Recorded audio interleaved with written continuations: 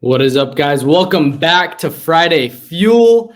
We got a super special guest today. I'm super excited. I know that this is a pre-recording, and it's for a very special event that happened. But when you guys are watching this, Thanksgiving just passed. Hope you guys ate a bunch of turkey, ate a ton, had a good time with family. But it's always time to put the foot on the gas, especially Q4. Just pounding it. So it's exciting. I'm excited to bring on this guest, but before I do, drop in the comments your weekly win. For me right now is just, it's really cool to see new agents coming in and writing their first policies, even if it takes 4 hours in the home to take a couple apps. It's super exciting to see the team growing in that way, and seeing the syndicate growing as well. I mean, it's growing at such a rapid rate with all the channels going up. Friday Fuel, Monday Mindset, Tuesday Training, Wednesday Winning on Wednesday. I mean, we got 6 shows a week. We got Saturday cartoons, Tactical Thursdays with John Wetmore. I mean, it's blowing up. So I'm excited for this one, but drop in the comments your weekly win and maybe a special guest that you might want to see in the future. But the guy that we got today, our guest today, I'm super excited for. I mean, this guy is known for just not getting out of the field because he's an absolute animal.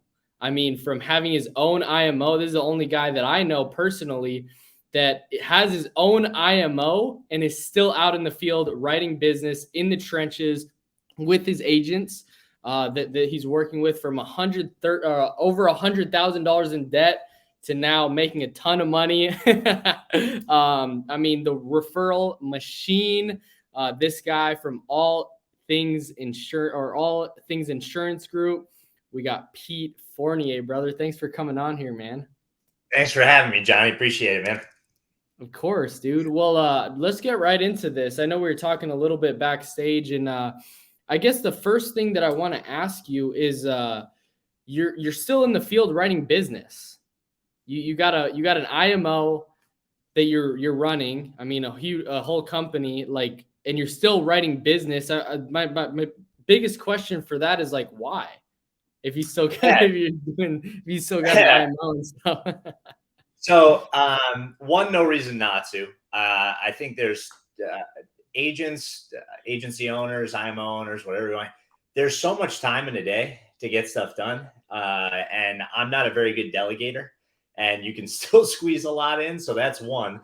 Number two, you have a license to print money. So if I want to test a new lead for the agency, if I want to spend some money on marketing and use me as the guinea pig beforehand, I'm going to do it myself before I release it to the rest of the IMO. It doesn't make any sense for me not to test it and give the scripts and the training and stuff like that to them before it gets released. And then thirdly, it's to really stay relevant. You know, I was at a captive a long time ago and won some contest to, like, go out in the field with, like, you know, one of the big wigs at the captive. And we went like 0 for 6 when he was presenting, or 0 for 5. And I was like, why the hell am I listening to this guy when he can't even close a door, let alone a sale? So I think it's really important to stay relevant, and so that agents aren't necessarily thinking that you're preaching from some ivory tower, or like, hey, here's how I used to do things. I like being in the trenches with my team. It's so good. I mean, that's really awesome. And you did $138,000 in premium. Was that issued premium? Issued paid or? I did 117 in the month of June. I did another month that was 138, but the first time I did it was 117, and 115,582 got issued. So I had one app get declined. But yeah, it was a good month for the first time doing it. Yeah, so people wanting to do that, go on a massive stretch like that. What was your headspace in that, going through that massive activity? I mean, doing the thing, like, what was your biggest mindset, like, going into that and being able to do that challenge? So first thing was spending money, right? So I spent about $6,300 in leads for the month. Some agents don't spend that in a year, which is mind-boggling. But that was the first thing. You got to be prepared to take out the credit card and swipe it. The other thing was trying to leverage as many referrals and more market presentations as I could, because I knew based on my closing ratio, based on my contact rate, based on how many appointments I set per contact, because I'm a number maniac and I want to know all my numbers all the way down the list. I knew that if I had about, I would say $6,000 to $6,500 in lead spend, I knew I could write like 80 or 90,000 off of that, just based on all my pre-existing numbers, because you're just multiplying at that point in time. And then to fill the gap, my goal was writing 150. So to get that other, 60,000 or so, I need a lot of warm market and referrals. So that was like a huge focus for the month. And over 58% of that month was warm market and referrals. That's crazy. So when you hit warm market up, were you hitting them up or were you posting? Were they just like commenting on stuff, or was it like texting, hey, do you got this taken care of? What'd that look like? Yeah, I was a maniac that month. Not like I'm not outside of it, but more so direct messages, DMs, text messaging. I was posting a lot. Obviously, I was tracking the entire month. One of my buddies wanted to support too. He bought like a $37 term policy. He really didn't make a dent, but I'm glad like he wanted to support and I'd help them out with insurance. But a lot of it was like, who's having a baby, who's getting married, when's their birthday, because insurance gets more expensive as you turn older, right? So it'd be like, hey man, notice you're 30 days out. Notice we never sat together for insurance before. I know you know what I do. Let me just talk to you for like 15, 20 minutes. And if you're all good, you're all good. I'll tell you that you're fine. I would send hundreds of those. Plus going through my past referral spreadsheets were good too. Yeah. So you're a monster at the referral game. And one of the biggest, you're one of the best sales trainers that I have seen in person. Like a lot of it's rah and hype. And I think you're very just like practical. Like this is how you do it and this is how you get it done. And obviously your results show for itself and still do. But one of the things that I wanted to ask you was, what's your mindset on getting referrals and what that looks like? Because you're a monster at that. So a couple reasons why. One, in the beginning, when I went independent, I didn't really have any money for leads. I was coming out of a captive. I was at, take it or leave it, terrible contract. I was selling crap products to people. So not a lot of money coming out of that deal.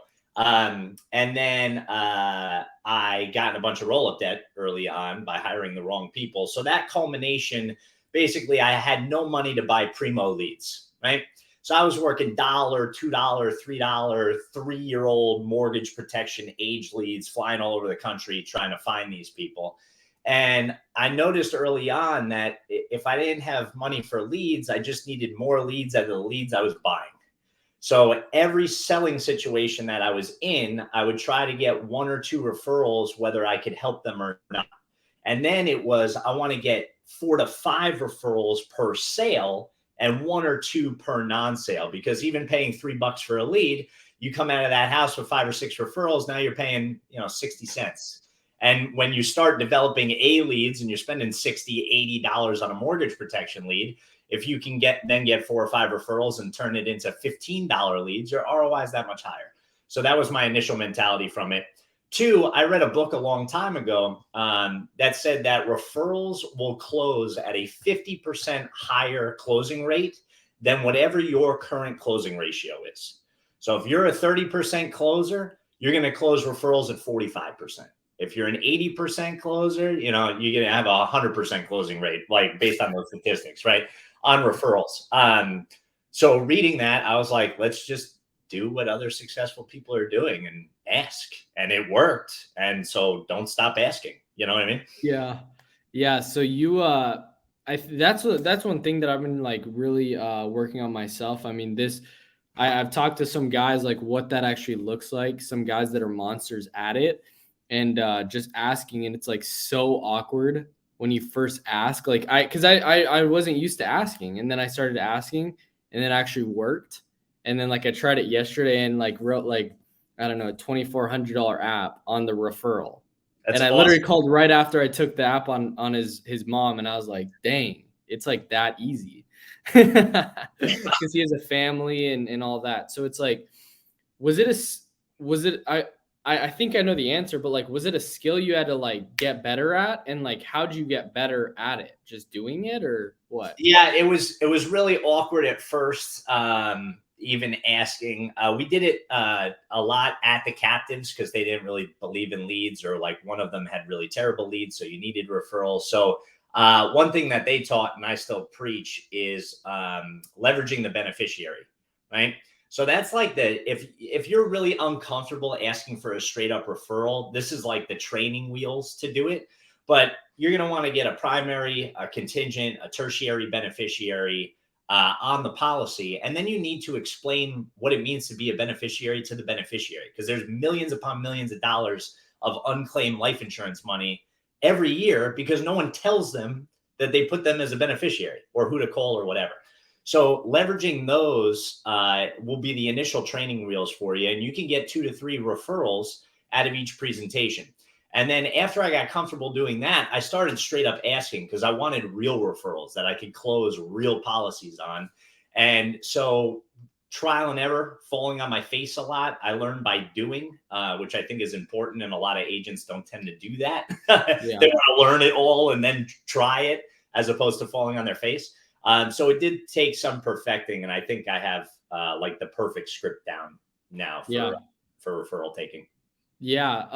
What's I get, you don't have to go into it a ton, but I think what's your script for that, or like how do you ask for that? Like just straight up asking. Yeah. So without going through the whole presentation, one of the most important aspects of asking for the referral is asking for someone that's in the same or similar financial situation that they're in. So I'm a pretty confident person in a house or on the phone. I may come across a little crass because I grew up in New Jersey. So at the end of my presentation and the sale and such, I'll say, Joe and Mary, obviously, like, this is how I make money.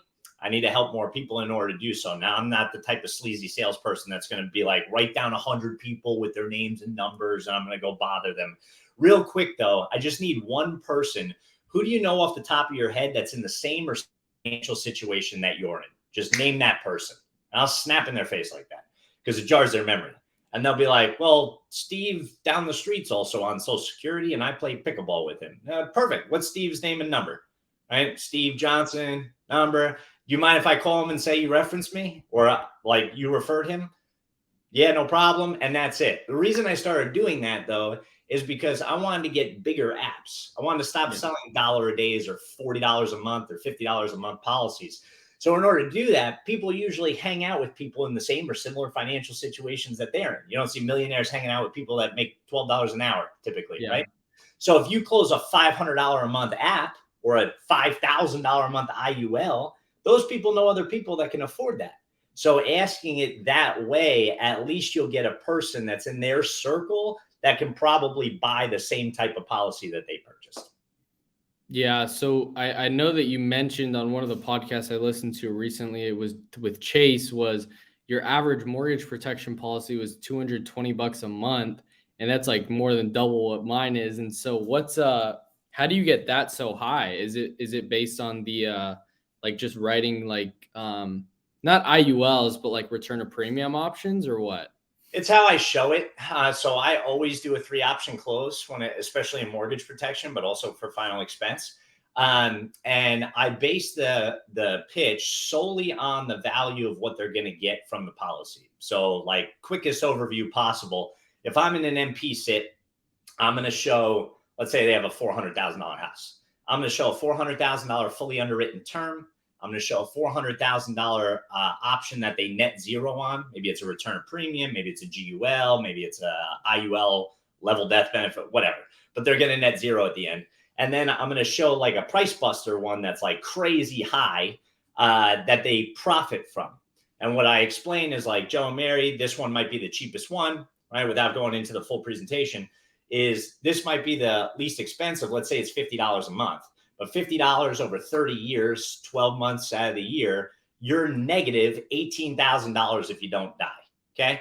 Now, the next one is $150 a month. It's triple. It looks way more expensive.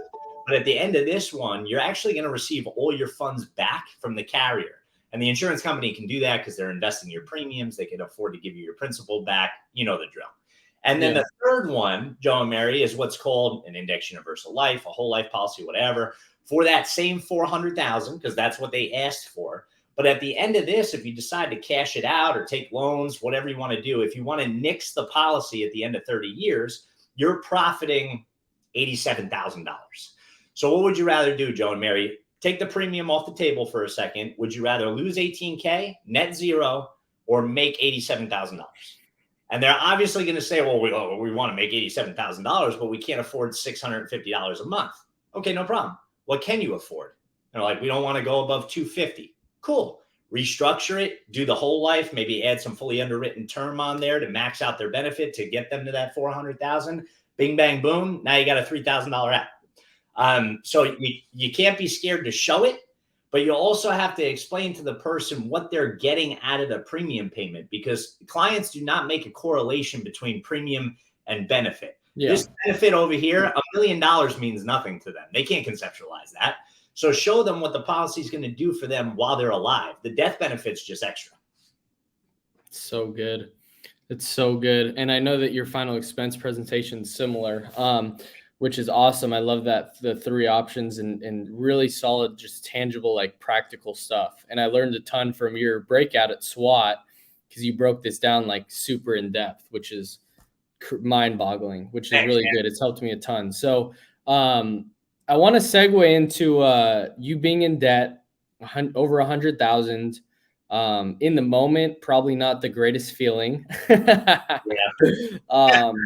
But if there's an agent out there that's like, say 20 or 30 grand in debt, what would your advice be to them based on your experience to really get out of that and become profitable and really like start making a ton of money? Yeah. I think there's a couple points, both mindset wise and kind of realism to that situation. The realism part, if you're in that much debt and it's like tangible debt, maybe it's credit card debt, maybe it's, roll up debt. Like I had, I had $49,000 in roll up debt, plus car expenses and credit card debt and student loans, all summing to 100. So don't think that I got in 100K of roll up debt, audience. It was not that much, but it was still 48, which sucked. Yeah. And that just added to everything. But some realistic advice is try, if you can. I know everybody's credit situation is different, but I still can't get a Chase credit card because I kept getting 6 to 12 months, 0% interest card balance transfers. And you pay a little bit of an extra fee to do that. So you're adding more to the debt, but it's giving you time to pay that off without interest accumulating. So if you're in that situation, go get a 0% APY credit card. It's not that hard to get. And don't keep rolling it like I did, like roll it once and get out of it. So I think that's an important tool that's not utilized a lot in this business. Mindset wise, you got to get your head right. I let it loom over me like a dark cloud for months, if not maybe a year. My wife will tell you back then dating me was not pleasant. I was down in the dumps all the time. And it's important to focus not so much on the negative balance, on breaking down what you can do to get out of it as fast as humanly possible. And I know that's really trivial and basic advice, but like for $100,000, I broke it down by saying, hey, if I just wrote $150,000 in premium over a 6 to 12 month span of time, and I kept 80% of my business, you reverse engineer the math. And you start to think it's not that hard anymore to get out of this. Like, stop being like, woe is me, and just kind of go to work. And now you're going to tell me, right, well, I don't have money. I'm in 30 grand in debt. Like, what am I going to do? Dude, I live in a neighborhood with like 4,000 houses, cold door knock people. I was riding my bike to appointments because I didn't have money for gas. Like, it's just shit that you have to do to get out of the situation if you really want to. A lot of people kind of want to play the pity party and be stuck in that rut. Yeah. They don't have the mental fortitude to say, I really don't want to be in this situation anymore. But it's kind of my motivator, is that fear of never wanting to go backwards to that situation, Yeah. And watch or read the book, The Secret. It'll help you from What's the book? Who's it by? That's a great question. I have no idea. To me, it's a lady. I know that, but I forget her name. But you can watch it. I don't know if it's still on Rhonda Netflix. Byrne? Yes. So Gotcha. it talks about the law of attraction and how thoughts become things, and your negative mindset is leading you down a path of negativity and debt and everything like that. If you're thinking about debt, you're going to get more debt. If you're thinking about paychecks, you're going to get more paychecks. As simple as that, right? So getting in the right headspace, I fell asleep to that damn audio for like 18 months. My girlfriend at the time, now wife, sick of that friggin' movie. Like, I can't even watch it anymore in front of her because she was like, this is all I heard falling asleep at night. But that stuff's important. Being around positive people, listening to positive affirmations consistently. You need that stuff. Good music, whatever keeps you in a happy mood. You got to maintain that if you're in that sort of financial distress, you know? Yeah. So when you like working out of that, like what are some practical things that you would focus on to like really get yourself out of that? Yeah, one, I had to get a job because all my premium was going to debt. So it's not even like I was getting like paid commissions when I sold the policy, right? For the most part. So I had to go get a W-2. Didn't like it. Felt like a POS doing it. But at least that gave me a base. So then I could work 6 to 10 and on weekends. Like, don't take it as a crutch saying, well, I'm just going to work this business part-time now. No, I wanted to work the W-2 part-time, meaning like a year, 2 years, however long I needed to do that, in order to get my business up and running the right way. So go get a job if you need to. If you need to take a lower comp and have leads sponsored for you, I give Sam Wolf a lot of credit. He was my mentor at that time. He told me, go get a 0% APY credit card, put all your bills like on a personal one, take this, use it for lead and flights and hotels and whatever, and pay that crap off at the end of the month. So I would drop like $4,000 or $5,000 on a travel trip, make 10.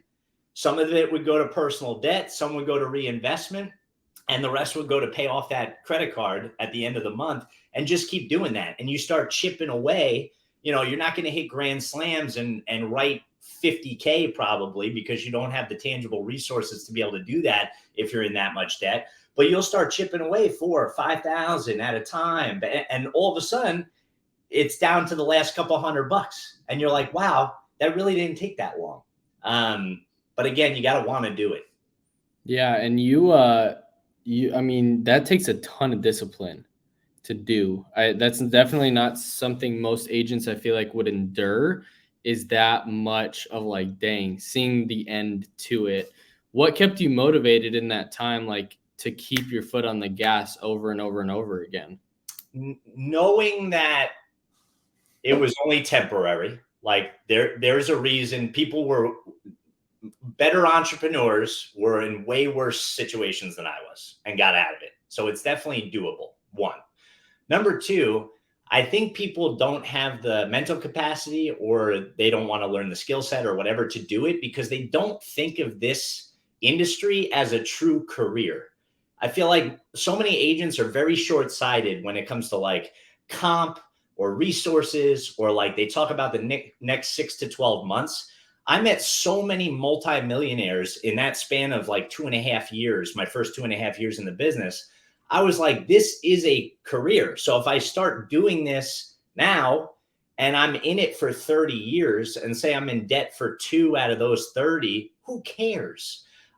So being able to see long distance of what this industry is going to do for you kept me going. Yeah. And trust me, I was not positive every day. Like, I was a pain in the ass to be around some days. So don't think I'm like, no, up on this pedestal being like, yeah, I persevered. Like, no, it sucked. I was like drinking and like all this shit. Like, I was depressed, you know? But just know that this is a long-term investment in your financial future. Just like we tell our clients, right? These policies are, this industry is. So if you're in that rut, just keep going, because when you look back, it'll be a blip on the radar. I promise. I love it. As we wrap up here, you have a ton of agents that you work with. What are some character traits that you see in successful agents that like somebody newer into the industry or struggling that you would like that you see this what they can try to emulate and have as well? Yeah. Some of it comes from finances, first of all. So I ask every agent if they're onboarding with me, if they have 3 to 5,000 set aside to start their business. If they tell me no, I'm going to tell them a couple very hard things that they're going to have to do in order to get that 3 to 5,000, because the worst insurance agents are scared ones. If you need that next commission check, or you need to close that deal and go 2 for 2 today in the field or whatever, because you got debt looming over you or whatever the case may be, or a nagging spouse saying this isn't going to work, you're not going to work. It's not going to pan out for you. So having some sort of nest egg or reliance, or maybe a spouse that works, or, money saved up, that's a necessity for a carrier trait. Now, I've seen miracles happen and people come in here broke and they make a ton of money or whatever, but that's an enigma. That's not going to happen 95% of the time.